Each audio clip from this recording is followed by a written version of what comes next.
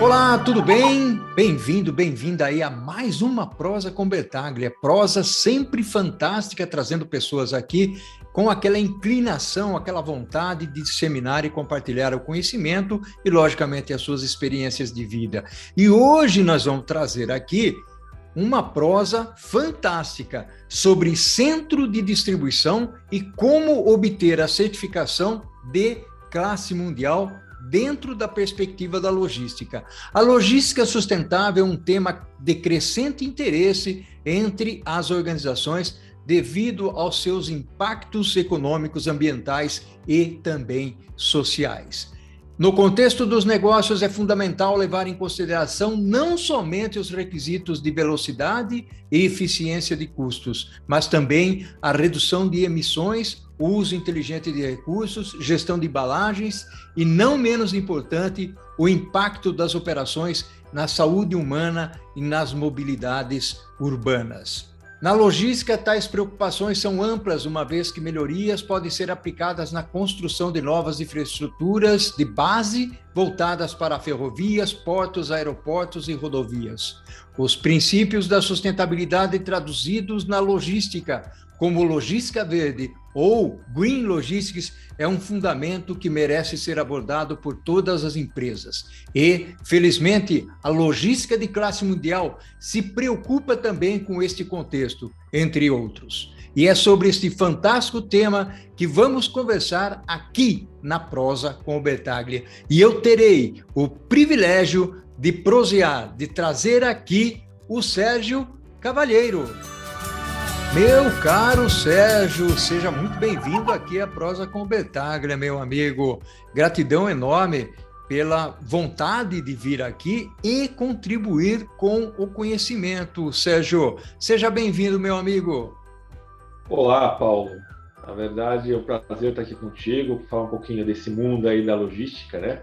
Focado dentro do centro de distribuição, falar um pouquinho do Lean, como é que a gente pode implementar. Então, eu que agradeço de antemão esse convite aí para poder compartilhar um pouco com o seu público esse tema que eu gosto muito e vamos prosear bastante.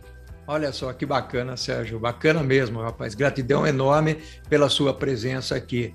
Já vamos entrar de sola no assunto aí, principalmente no aspecto de certificação que vocês obtiveram e que você contextualizasse um pouco para a gente, Sérgio, dentro dessa prosa aqui, que logicamente é informal, mas extraindo todo o conhecimento, toda a bagagem que você tem.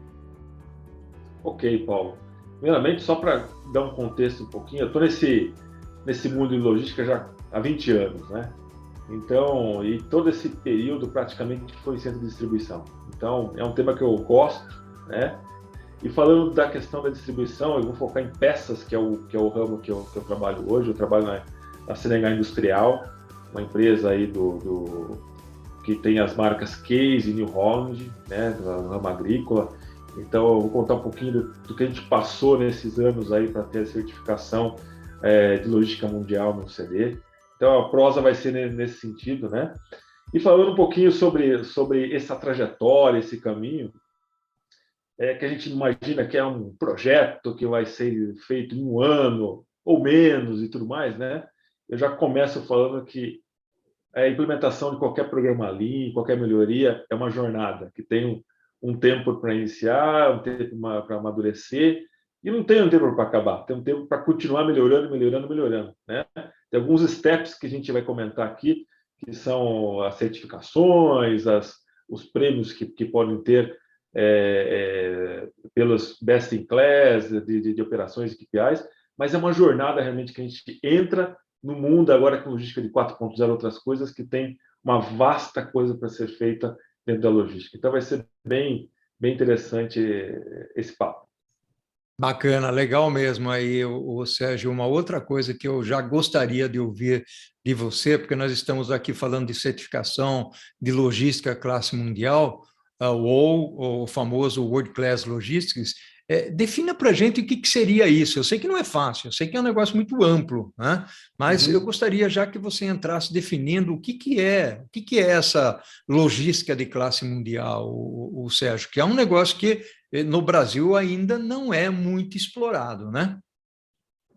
Exato, Paulo. O ponto é o seguinte: na verdade, isso começou na Fiat, né? Se voltar um pouquinho antes, né? Vou voltar um pouquinho antes para dar o contexto do ponto da Fiat. Né? Se a gente olhar lá atrás, com os japoneses, né? O sistema Toyota de produção, todo essas melhorias que foram feitas, de setup para ter um setup rápido e tudo mais, muito focado dentro da indústria automobilística e focado nas fábricas, né? Então, isso começa lá atrás, na origem de tudo, sistema Toyota de produção. Depois, ao longo do tempo, foi passando por algumas mudanças, algumas melhorias, né? Eu lembro do Total Productivity Maintenance, ou TPM, né? Manutenção Produtiva Total, nas indústrias de manufatura ainda. Depois teve outros best-sellers de livros aí, de literaturas, né? Como A Máquina que Mudou o Mundo, um monte de coisa. E chega na Fiat em 2006, com o nosso falecido Sérgio Marchionni, meu xará, né? Que trouxe para a Fiat o World Class Manufacturing, ou seja, a manufatura de classe mundial. Então, ele trouxe isso dentro da Fiat com o seguinte contexto, né? Precisava fazer uma revolução para tirar os desperdícios da manufatura dentro da Fiat, né? E ele até fez olhou algumas metodologias e observou que tinha uma metodologia, World Class Manufacturing, que podia ser adaptada dentro da Fiat, né? E uma coisa que ele falava desde aquela época, 2006, e eu me lembro até hoje nos vídeos que tem, a sociedade não pode conviver com os desperdícios. A empresa tem um compromisso, é ético para a empresa não colocar esse desperdício na manufatura ou naquilo que faz. Ou seja, cortar os desperdícios, ter desperdício não é ético. Então, nós temos que tirar isso para a sociedade. E a sociedade, o nosso consumidor não aceita isso, né? Então, com essa visão de melhoria, de cortar os excessos e com isso ter um produto correto, um veículo correto, com a qualidade correta, com o bem-estar dos funcionários, que começou tudo isso. Isso, então, começou em 2006 na Fiat e veio com algumas plantas sendo nível bronze, como é que funciona a classificação, né? Ela vai em uma escala de 0 a 100 de pontuação, tem avaliação de pilares, que eu vou entrar um pouco mais em detalhe depois, um pouquinho sobre isso, né? Mas, para contextualizar agora, vai de 0 a 100 a pontuação, e 50 pontos a manufatura ou a logística de classe mundial é considerado bronze. Entre 50 até 60 pontos, quando atinge 60 pontos, é considerada prata. E quando atinge 70 pontos, é considerada ouro. E depois, World Class. Então, basicamente, é esse o cenário da certificação. E a gente trouxe aqui para o Brasil uma primeira planta, o primeiro site de logística, em 2015, trouxe o início dessa metodologia, onde o Centro de Distribuição de Sorocaba começou com esse projeto embrionário, que de 2015 até 2021 a gente conseguiu a certificação bronze dentro desse contexto que eu comentei contigo. Que bacana, ô Sérgio. Deixa eu fazer uma pergunta para você. Dentro desse contexto, quando você fala que você obteve uma certificação, logicamente teve toda uma preparação de pessoas, metodologias sendo utilizadas, investimentos. Você utilizou alguma consultoria externa do Brasil para te apoiar nesse processo todo e trocar experiências nesse sentido, Sérgio? Como é que foi? Bom, nós utilizamos algumas consultorias do exterior no início, até da própria Fiat para nos suportar. Então, tem uma área de consultoria focada em World Class Manufacturing, né? Porém, o desafio foi maior, porque todas as consultorias e Lean geralmente está em manufatura, e a gente teve que trazer isso para a logística. Então, esse é um exemplo interessante, essa é uma pergunta muito pertinente realmente, que eu faço sempre um exemplo, né? Geralmente, na manufatura, o world class, ele pega o veículo, por exemplo, o veículo é montado na linha de produção, e é separado o veículo em 4 partes do veículo, né? Esse veículo, para fazer todo o processo de montagem do veículo, ele separa em 4 partes, e daí se desenha os fluxos de abastecimento para cada quadrante dessas partes que foram separadas, né? A parte da frente direita, esquerda e tudo mais, e vai se montando o processo para que tenha uma otimização do processo, né? Da montagem. A gente teve que achar nosso carro aqui dentro da logística, né? E qual que é o carro da logística? O carro da logística de centro de distribuição é o pedido pronto. Então, a gente teve que olhar, fazer esse exemplo que eu estou dando de o que é o pedido pronto, o que é o nosso carro no final. Divide essas partes de como ter um pedido montado com a melhor eficiência para o cliente. Então, a gente começou a ter esse trabalho de decifrar para a logística qual que era o nosso carro. Então, esse foi um trabalho bem grande que a gente fez junto com a consultoria e com a ajuda aí também de algumas consultorias com gestão de pessoas, de change management, de gestão de mudança, aqui também para a nossa cultura. Sérgio, você falou aí em change management. Change management, ou gestão de mudança, né, é algo extremamente importante dentro da organização, em qualquer iniciativa, em qualquer projeto, até por conta de que as pessoas, normalmente, nós somos assim, nós criamos resistência para algumas coisas, né, e criamos dificuldades, às vezes, para implementar projetos ou para fazer com que o projeto seja exitoso e tenha sucesso. Como é que foi isso? As pessoas passaram por treinamento? Porque é muito importante, e eu gosto de fazer essa pergunta, Sérgio, sempre que eu tenho a oportunidade, porque eu entendo que o change management ele é extremamente importante. Aliás, tem pessoas que falam, não é change management, é management of change, não sei o quê. Independente de qualquer coisa, como é que nós trabalhamos para preparar as pessoas para o novo ou para o diferente, né? Uhum.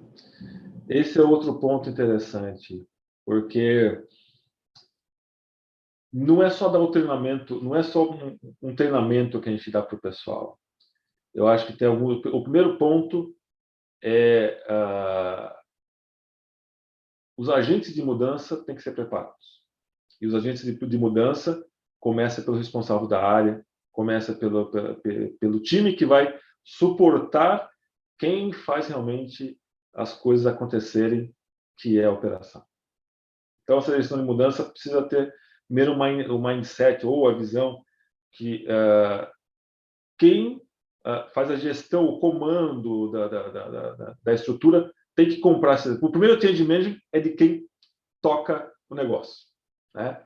Uma vez que quem toca o negócio e a equipe que está junto também comprou essa ideia, mas não comprou a ideia de que alguém vendeu, mas que viu que tem um benefício, vai ter um benefício, olhando para outros lugares que foram implementados, fazendo benchmark antes para ver onde foi implementado, ver os resultados, né? Ter essa sensibilidade que o negócio funciona e que não é algo mais burocrático, é o primeiro passo.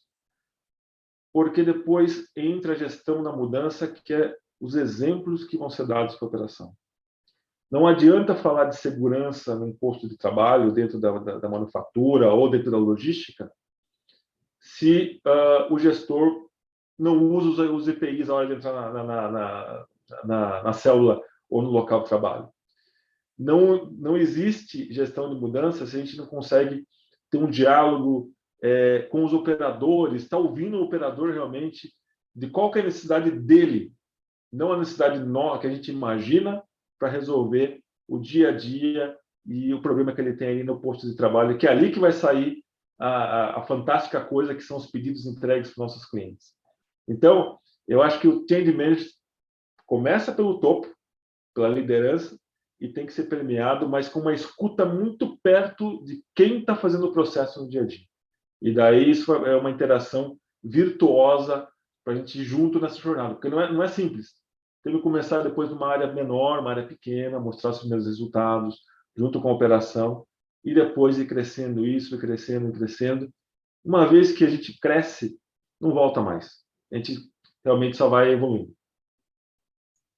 Bacana, muito legal, Sérgio. Meu amigo, a prosa está passando rápido aqui e está fantástica porque é um assunto extremamente pertinente, principalmente para as pessoas que trabalham em projetos logísticos e buscam um diferencial dentro da logística, preparando os processos e deixando os processos mais enxutos, né? O Sérgio, eu gostaria de explorar contigo agora os pilares da WSL, mas vamos fazer o seguinte: vamos tomar uma água e tomar um café e a gente volta para o segundo tempo para olhar essa perspectiva do World Class Logistics. Pode ser, Sérgio? Ok, muito bem. Meu caro Sérgio, que prosa fantástica, muito bacana mesmo, trazendo aí alguns diferenciais competitivos em termos de projetos, em termos de processos para os nossos amigos que atuam na área de logística. Sérgio, vamos falar um pouquinho sobre os pilares. Eu sei que tem pilares técnicos, pilares gerenciais. Vamos falar desses elementos na logística de classe mundial? Vamos falar sim, vamos falar. Que, na verdade, Paulo, são os mesmos elementos do World Class Manufacturing, ou da manufatura, né? Só que, de novo, temos que fazer adaptação, né? Então, vou dar um contexto rápido dos pilares, né? Nós temos um pilar de segurança. Eu sempre começo por segurança, porque segurança é importante.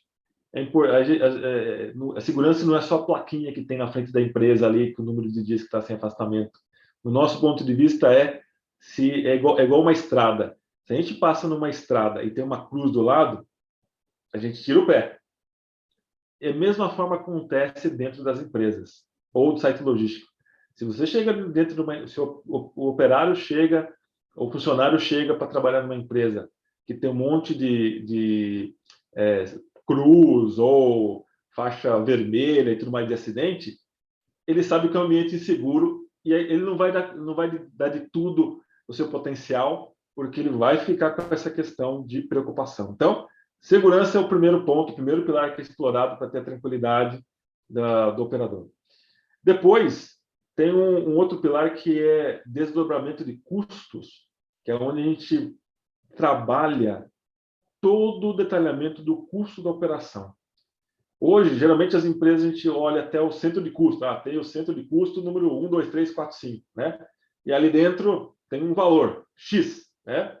Então, dentro do World Class Manufacturing ou World Class Logistics, dentro da logística, a gente abre um desdobramento até o posto de trabalho, quanto custa cada pedacinho do processo e qual que é o valor agregado no que ele faz, que agrega valor para o cliente, que ele está fazendo, e o que não agrega valor para o cliente. Então, esse mapeamento é feito através desse pilar, né? Para depois ter os ataques naquilo que não agrega valor para o cliente, que ele não está pagando no dia a dia, não está pagando para receber, para a gente eliminar, e daí linka com o que eu falei de não jogar essa ineficiência para a sociedade, né? E ter um processo mais enxuto. Depois nós temos outro pilar, que é a qualidade, né? Falei de segurança, falei de desenvolvimento de custo, a qualidade também, o quanto a gente está sendo eficaz de atuar na qualidade mais próximo ou dentro do centro de distribuição do que algo que seja visto pelo cliente final. Então, a gente trabalha para que isso não saia da operação e, se tiver alguma coisa, seja resolvido ali dentro. Depois, são 10 pilares. Eu falei dos 3 pilares. O outro pilar que nós temos, melhoria focada. Esse pilar de melhoria focada tem todas as ferramentas que a gente precisa utilizar para atacar as perdas colocadas no desdobramento de custos. Depois tem o pilar de desenvolvimento de pessoas. As pessoas, sem as pessoas, sem envolvimento das pessoas, realmente a gente não vai ter o segmento. Então, tem ali para a gente desenvolver em 3 classes as pessoas: o comando, a média gestão e também os operadores. Então, tem essa divisão ali com esse pilar de gestão de pessoas. Depois, o pilar de logística, aí que começa mais uma complicação. Como é que vai ter um pilar de logística dentro da logística, né? Então, a gente teve que trabalhar aqui, Paulo, para dividir a logística dentro da logística. Olha que coisa, hein? A gente teve que dividir dentro do centro de distribuição o que é a atividade de logística, que seria as movimentações das empilhadeiras, o que é feito o que é feito de abastecimento e tudo mais, né? E o que é realmente o posto de trabalho, que seria a montagem do produto, que são as montagens dos pedidos, os recebimentos, o posto de trabalho. A gente tem que fazer uma separação dentro da logística para poder entender esse movimento e ter a melhoria. Depois, outros pilares para completar, gestão antecipada de equipamentos. Muitas vezes, a gente vai comprando um monte de equipamentos e a gente vê que coloca os equipamentos, precisa fazer retrabalhos nos equipamentos. Então, tem um pilar específico para trabalhar numa gestão antecipada de colocar uma empilhadeira, de colocar uma máquina de embalar, de colocar uma máquina de fazer arqueamento, para realmente depois ter um retrabalho. Continuando, o pilar que nós temos de meio ambiente, o que está sendo produzido dentro do centro de distribuição. Então, como é que a gente monitora os riscos que podem acontecer naquela operação, né? Eu lembro muito o caso que aconteceu de Mariana, lá em Minas, né? Que tinha toda uma avaliação de risco. A empresa tem que ter uma avaliação de risco do que pode ter para impacto para a sociedade, para os arredores, né? Nós temos esse impacto dentro desse pilar, né? E nós temos também o que a gente gera de resíduo na nossa produção. No nosso caso, para ter um exemplo, quantos quilos de resíduos a gente gera para movimentar uma linha de pedido ou uma solicitação feita pelos nossos funcionários. Então, a gente tem essa medição. Outra questão outro pilar dentro da energia também, dentro da meio ambiente, é a energia. O que a gente tem um dos maiores gastos dentro da logística é a energia. Não tem não tem água, não tem consumo de água. Consumo de água eles são os operadores. Não tem grandes consumos de maquinário, mas tem da energia das empilhadeiras e outras coisas, né? Basicamente são esses os pilares. Tem um de manutenção preventiva dos equipamentos das empilhadeiras e também de gestão autônoma dos equipamentos. Então, esses são os pilares que nós temos. É um pouco extenso até essa parte, mas eu fui dando alguns exemplos para o público ter uma dimensão de quanta coisa tem que ser feita e combinar esses pratos. Cada pilar com o seu prato.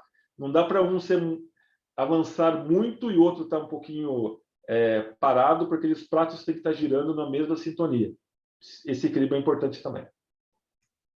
Legal, Sérgio, bacana, porque deu para ter uma visão bastante ampla de como funciona, e, na realidade, todos esses pilares, eles constroem, de uma certa forma, os processos e a forma como você trabalha para poder atingir aí a logística de classe mundial. E conforme você comentava sobre esses pilares, que são fantásticos, uma curiosidade aqui começou a me chamar a atenção. Ou seja, como é que você mede tudo isso, né? Ou seja, logicamente você tem os pilares, os processos, mas você também tem os indicadores de desempenho, né, Sérgio? O que você tem a dizer sobre essa perspectiva? Muito bem. Cada pilar tem um grupo de KPIs, de indicadores, para serem seguidos, né? Então, nós temos indicadores ali. Então, vamos dar alguns exemplos. Eu vou dar algumas pitadas de exemplos, né? Nós temos o nosso índice de qualidade, nós temos o índice de segurança, o índice que nós temos de resíduo gerado, conforme eu comentei, o índice que nós temos de consumo de água, ou de químicos. Água também tem, mas é pouco, mas de químicos que pode ter na operação, o consumo de energia elétrica. Ou seja, a gente tem vários indicadores que nos norteiam baseado em alguns gates do WCL que dizem o seguinte: absenteísmo, por exemplo, esses gates estão pautados no seguinte: com uma pesquisa grande que foi feita, empresas de classe mundial têm esses KPIs na taxa XYZ. Então, a gente tem um norte para ser seguido, né? Dando um exemplo prático: absenteísmo é reduzido 10% por ano. Então, tem um trend para ser seguido. Outro exemplo, a eficiência de custo em torno de 5% a 8% de eficiência de custo na operação por ano. Então, a gente tem esses gates que a gente vai trabalhando, a qualidade também melhorando, reduzindo o nível entre 10% a 15% por ano. Então, a gente vai traqueando, fazendo um rastreamento disso, a gente está em direção a ter uma operação de classe mundial. Então, aí que fica bacana. A propósito, uma coisa que a gente faz bastante com o World Class Logistics, com o Logística Classe Mundial e com a manufatura também, é os benchmarks com outras empresas. Então, a gente tem esses indicadores e também tem os benchmarks até oficiais. Eu vou citar uma empresa aqui, Paulo, que é oficial de benchmark na América Latina, que a gente usa muito, que é a Carlyle, né? Onde com os competidores a gente faz esse acompanhamento, né? Dos mesmos KPIs para ver quais a gente estão melhores, qual a gente está precisando melhorar, né? E eu tenho aqui, eu posso comentar com vocês aqui que alguns a gente é best in class na operação hoje na Senegal Industrial. Nós temos hoje, por exemplo, o transporte, o tempo de transporte, a gente chega a atingir 98% do tempo contratado do transporte, né? Nós atingimos o índice de absenteísmo é o melhor da América do Sul em peças, né? Nós ficamos sem acidentes aí por mais de um ano dentro do centro de distribuição. E o índice de qualidade, a gente tem um índice hoje que está na casa de 200 linhas, 200 pedidos por milhão. Ou seja, a cada 1 milhão de pedidos tem 200 falhas, né? E daí é muito, é pouco, né? A América Latina está na ordem de 1.300 falhas. Então, a gente tem esse parâmetro aí bem interessante. E, de novo, não é que isso está suficiente, não. A gente vai trabalhar para reduzir ainda mais, conforme eu comentei. Isso não tem um fim. Isso continua, a gente vai buscar sempre reduzir o máximo possível. Olha só que bacana, que legal. Essa, inclusive, seria a minha outra pergunta, porque é um processo contínuo, né, ô Sérgio? Sérgio, que dica que você daria? Porque, com certeza, as pessoas que passam a conhecer isso que vocês fizeram aí na sua organização, pode dar aquela, vamos chamar aqui, aquela cócegas, né? Aquela coceguinhas de vontade de, eu quero fazer isso na minha empresa também. Qual o caminho a seguir? Que dica que você daria para a busca dessa certificação, ô Sérgio? Olha, eu tenho que lembrar de um livro que é famoso no meio da administração, que é a Meta. Acho que todo mundo A já meta. ouviu da Meta, né? Então, às Ela é vezes a eu tenho uma Goldratt. exatamente. E às vezes eu comento dentro da organização também, né? E comento em muitos lugares aí que às vezes é difícil fazer o simples, fazer o que está fácil, ou fazer o óbvio, né? Mas por que eu estou falando da Meta? Porque é um livro que tem vários anos aí de história. E a primeira coisa para começar a melhoria é achar o gargalo. É o que está escrito no livro lá. Ache o gargalo, porque o gargalo vai motivar. O gargalo, primeiro a gente achar o gargalo de fato, para começar a fazer melhoria, né? Ache o gargalo para ser a sua área modelo para aplicar os conceitos. Achando o gargalo e você ter um resultado no gargalo, a gente consegue um monte de coisa. Engajamento dos operadores, que aquilo funciona. Engajamento de toda a liderança, a liderança média, que o negócio dá resultado. E que os nossos clientes conseguem perceber esse resultado. Ou seja, se posso dar uma dica, vamos voltar um pouquinho lá nos tempos de todo mundo que já leu a Meta, leiam a Meta de novo, achem o gargalo para começar, né? Para ver o resultado. Acho que materializar para ver o resultado, para dar a primeira chama, é importante. E depois a gente pode aplicar todos esses pilares que a gente comentou contigo, para daí ir equilibrando e fazendo realmente uma operação para ser a caminho do best in class, né? Caminho de uma operação realmente reconhecida aí como uma das melhores no que faz. Maravilha, Sérgio, fantástico. Aliás, você falando sobre a Meta, sobre Eliyahu Goldratt, né? Vou repetir aqui, Eliyahu Goldratt.